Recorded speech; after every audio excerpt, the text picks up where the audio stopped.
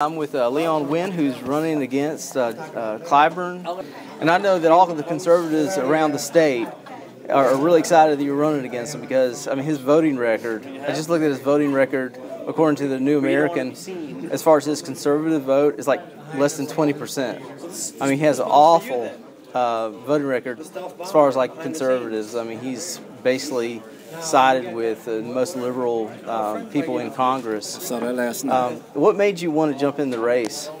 One of the things that make me want to jump in the race is the old concept: if you want something changed, you need to go ahead and do it yourself. We can stand on the sideline and wait on everybody to implement change, and it's not going to happen. Or you can jump in and make the change yourself. This country is running amok, and it's because of the people, the liberal-minded people, that is not living up to the Constitution and doing what he or she has been put in office to do. And that is the greatest problem we're running into right now. As far as the economy, as far as your district, what are some of the strategies to create an environment where people can thrive and become prosperous in your district? One of the things that is transpiring now, jobs are coming to South Carolina, but the 6th district is getting left behind. One of the things we need to do is better educate our people, get our community prepared for the jobs that are coming. Industries are coming. We got to get equipped and educated for them. That's one of my goals. So, I'm from the upstate in Greenville. We attracted companies like BMW, exactly. Michelin. You also have Boeing that came to the lower part of the state. Of course, there's your district, so you're basically wanting to attract the same companies that these other districts are attracting. What is your strategy to lure those type of companies into your district? One of the strategies that I'm looking towards luring those companies in this district is going to some of the companies, talking to them. Every company, when you get a major company, they're going to have subsidiary companies. Get those subsidiary companies to come into our area. If we can just, for an example, do a railhead from the 6th district that runs all the way to the coast, they're already dredging for it. If you can bring those ships are coming to South Carolina. If we can get a railway coming into the 6th district, what you're going to get is raw material that can come to the 6th district that will be phenomenal in bringing jobs in the area. Is Jasper, I know they were talking about the Jasper port, is that in your district? It is in the district. And so that's right, because I've been to Jasper. So I talked to some folks at the Jasper County, the people that are trying to get the port there. They basically said that there's going to be a huge demand in the next couple of decades because of the capacity of the port in Charleston. There's not enough capacity to hold them. What's holding them up are all these regulations, EPA regulations, like a 10-year permit for the Jasper port.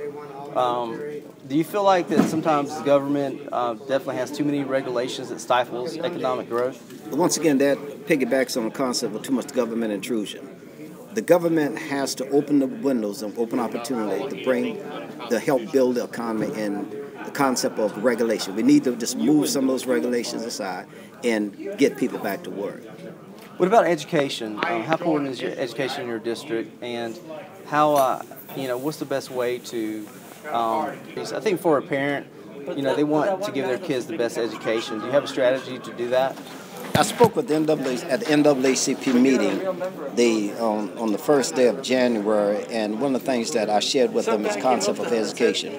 Just use for an example, Clarendon County Brown versus the Board of Education, which is actually Briggs versus Elliott, change education in the United States of America. How did we get so far behind in the 6th district? What we need to do is to work on getting more monies into the schools, getting our young people trained from an early age. One of the things that I'm going to advocate, get technical training as soon as the 6th grade. By the time little Tommy, little Johnny, Susie, Mary they're in the 11th, 12th grade, and you ask them, what do you want to do? There is some direction that is already in place, because they can go to college for 4 years. Every student is not a college student, but every entity, every individual have some indicative skill that he or she knows. Our job as adults and as parents and as educators and professionals is to tap into those resources and help direct them in a direction that is just natural for them, and they will be good at. It's like anything else. If you love your job and you get at So I'm here with Anthony Culler, and you're running for U.S. Congressman against Clyburn. Is it how's your campaign strategy? Are there going to be boots on the ground? What's some of the strategies you want to get the word out? Grassroots effort. It's going to take everybody working. It's going to take the Republican Party supporting me, crossover votes, understanding that poor people have been voting Democrat for over 50 years, and they're still poor. I love the video. Einstein's theory of insanity is to keep doing the same thing and expect a different result. If we still keep putting the same people in office over and over again, our results are going to be the same. If you want to change your results, you're going to have to change the people you put in office. And if for people interested in volunteering or donating, how can they find more information? Go to leonwinn.com, and there's a link that you can donate. You can volunteer, and I need all the donations I can get. I need all the volunteers we can get. We can make this happen. One of the things that I'm moving towards as I'm speaking with people, I'm not looking for people to be part of the team. You can pay people to be part of the team. I want people to be part of this movement. This is a movement to make South Carolina and the United States a better place. Leon Winn, thank you so much for your time. Appreciate it.